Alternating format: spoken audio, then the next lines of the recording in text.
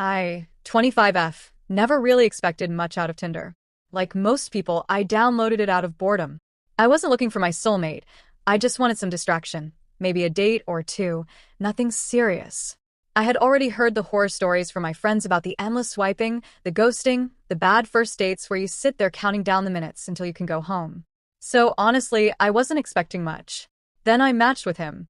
At first, my boyfriend, a 27M, was not like other guys. Unlike most of the other guys I had matched with, he wasn't just tossing out generic lines like, "Hey beautiful," or "Dabaidi." His first message actually made me laugh. It was something silly and oddly specific, like he had actually taken a moment to read my profile before saying anything. That already set him apart. We started talking, and before I knew it, hours were flying by. He remembered little details about me, like the fact that I loved baking when I was stressed, or how I always needed a cup of coffee before I could function in the morning. He didn't just talk about himself like so many others. He asked me questions, and when I answered, he actually listened. Our first date was at this tiny cafe near my apartment. I was nervous, but when he walked in, smiled, and hugged me like we'd known each other forever, the nerves melted away. The conversation flowed so easily that I completely lost track of time. We talked about everything: family, work, childhood stories, even our guilty pleasure TV shows. When I went home that night, I remember thinking, wow, this might actually be something real. And it was. We started seeing each other more often. Movie nights, cooking together, random late-night drives just to grab ice cream. He made me feel safe, cared for, and wanted. He wasn't just another swipe. He was the person I was falling in love with. After a few weeks, we had the talk. I told him I wanted something serious, and he agreed. We both decided to delete Tinder for good. I remember sitting there with him, both of us holding up our phones and pressing delete at the same time. It felt symbolic, like we weren't just dating, we were choosing each other. The next 6 months were some of the happiest of my life. We planned trips, met each other's families, and even talked casually about the future. He'd joke about us being a Tinder success story, and we'd laugh about how weird it would be to tell people we found love on a dating app. I thought I was living in a fairy tale, or at least the closest thing real life could give me. I was sure he was the one. But what I didn't realize was that fairy tales can crumble. And the very app that brought us together would eventually tear us apart. So about 6 months into our relationship, everything seemed stable. We were living in this comfortable routine, where I genuinely thought we were building something real. We cooked together, binge-watched shows, and even talked about future plans like moving in properly and maybe traveling abroad. I felt like I'd finally found someone who respected the promise we made to each other the day we deleted Tinder. But then little things started bothering me. He'd get really defensive if I picked up his phone even just to check the time or change the music while driving. He'd suddenly flip his screen down when I walked into the room. At first, I brushed it off because I didn't want to be that paranoid girlfriend, but my gut wouldn't shut up. Something felt off. One night, while he was in the shower, his phone buzzed nonstop. The screen lit up, and all I could see was Tinder notifications. My stomach dropped. It wasn't just one, it was several. Matches, messages, super likes. My hands shook as I held the phone, realizing he had completely re-downloaded Tinder behind my back. When I confronted him after he came out of the shower, dripping wet with a towel around his waist, he didn't even deny it. He just sighed and said, "Relax, it's just Tinder. It doesn't mean anything. You know I love you." But all I could think about was how he once told me, "That's where I'll find my wife." And now I was questioning if he's still looking for his wife, then what exactly am I to him? After that night, something broke in me. I couldn't just relax like he told me to. The image of those Tinder notifications kept replaying in my head, like a cruel reminder that maybe I wasn't enough.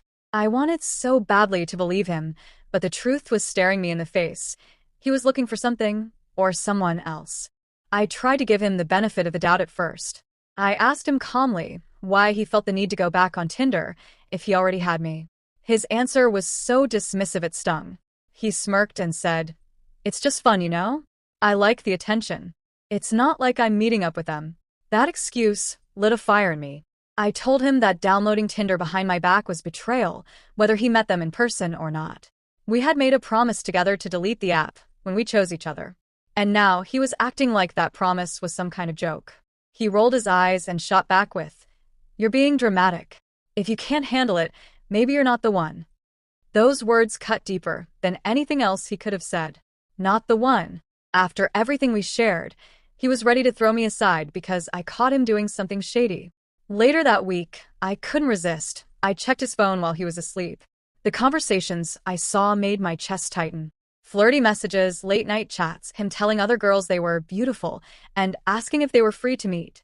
It wasn't just fun. He was actively looking to replace me. That was the moment the switch flipped. I stopped seeing him as the man I fell for on Tinder and started seeing him as the liar who was already halfway out the door. The night I went through his phone, I barely slept. My hands were shaking, my chest was tight, and every time I closed my eyes, I saw those messages. Him calling other women gorgeous, asking for their Snapchats, telling them how single life felt freeing. Single life. While I was asleep in the same bed. By morning, I wasn't even angry anymore. I was numb. I sat across from him at breakfast, staring at the same man I thought I loved, and all I could think was, "Who the hell are you?" I finally said it. "I know you're meeting other girls. I saw the messages." He froze for a second, then laughed. Actually laughed. He shook his head and said, "Wow, you really went through my phone? That's crazy. Do you realize how toxic that is?" My jaw dropped.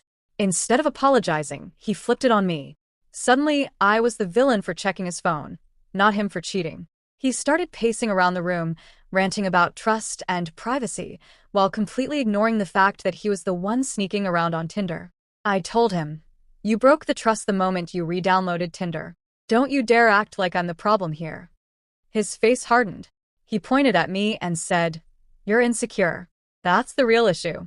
If you were confident, you wouldn't care about some harmless app." Those words were like poison. For a second, I almost believed him, like maybe I was overreacting, maybe I was the clingy, paranoid girlfriend he was trying to paint me as. But then the image of those Tinder chats flashed again, and I remembered the promise we made together. I stood my ground. I told him that downloading Tinder wasn't harmless. That lying about it wasn't normal. That making me feel crazy for calling him out was manipulative and cruel. His response? He stormed out, slammed the door, and disappeared for hours, leaving me sitting in that apartment with tears burning in my eyes and my heart in pieces. When he finally came back that night, he acted like nothing happened. He tossed his keys on the table, asked if there was any food, and then scrolled through his phone like we hadn't just had a massive blow-up. That's when it hit me, he didn't respect me. He didn't even fear losing me. He thought I'd stay no matter what. And that realization? That was the first spark of something new. Not anger, not sadness, but resolve.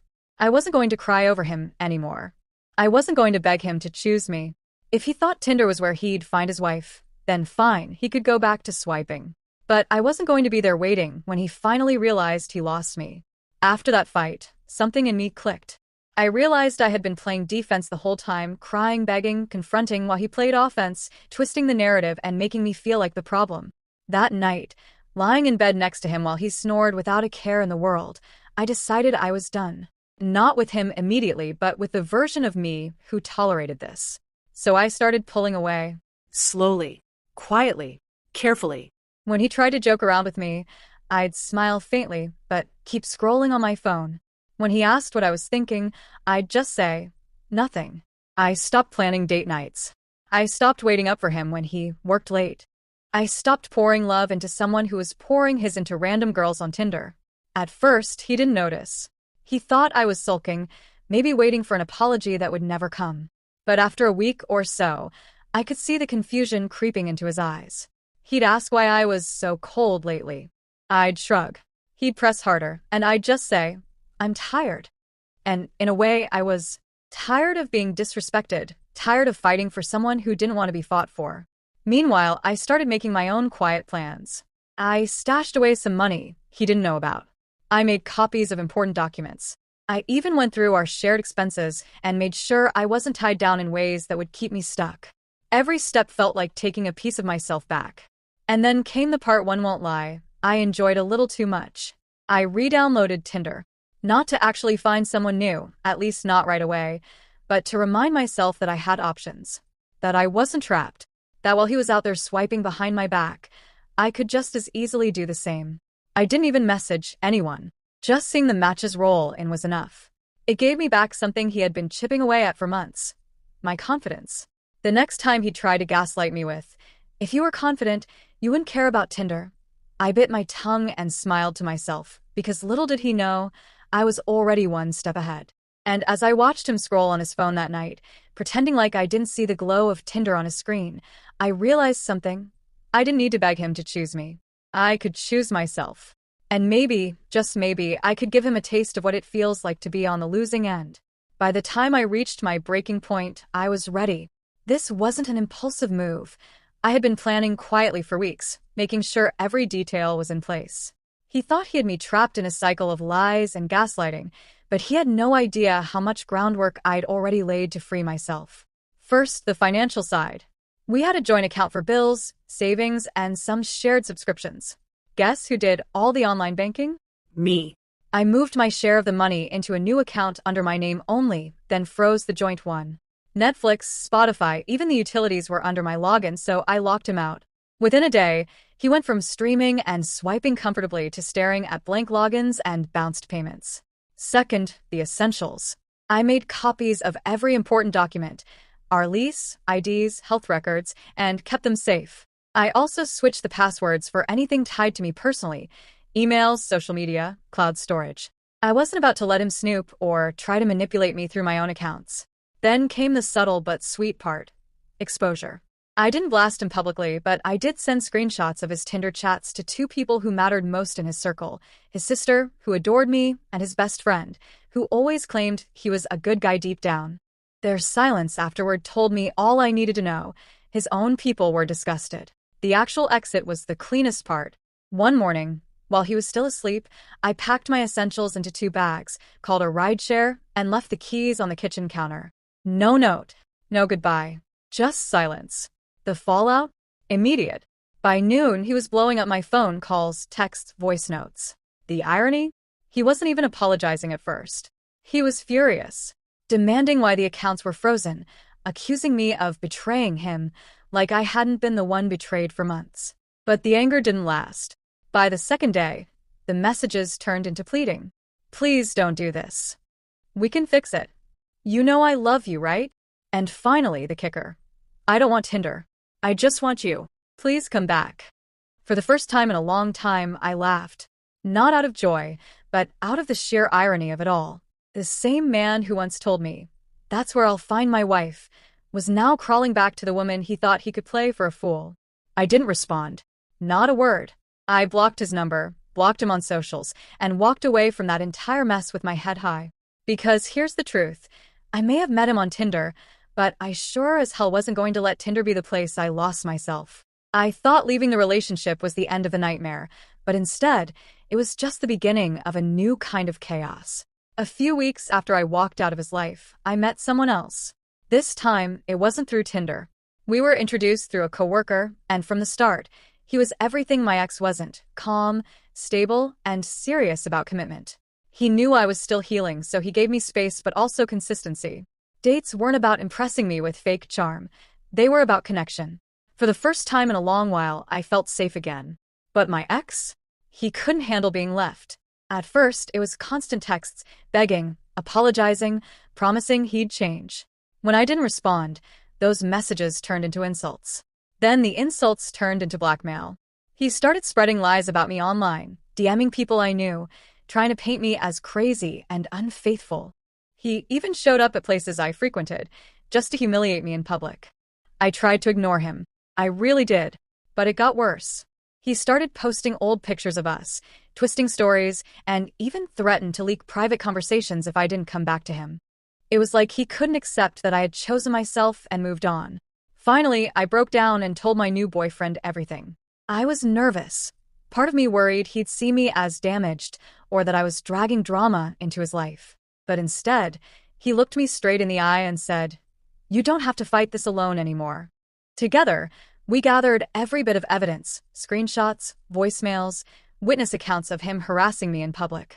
Then we went to the police. When they saw the pattern of harassment, the blackmail messages, and the threats, they took it seriously. Within weeks, my ex was arrested. Watching him finally face consequences for the chaos he created was like breathing clean air for the first time. It wasn't just about me anymore, it was about taking my power back. 3 months later, My new boyfriend asked me to marry him. And this time, when I walked down the aisle, there was no doubt, no fear, and no drama. Just love, trust, and peace. I didn't just find a husband. I found freedom.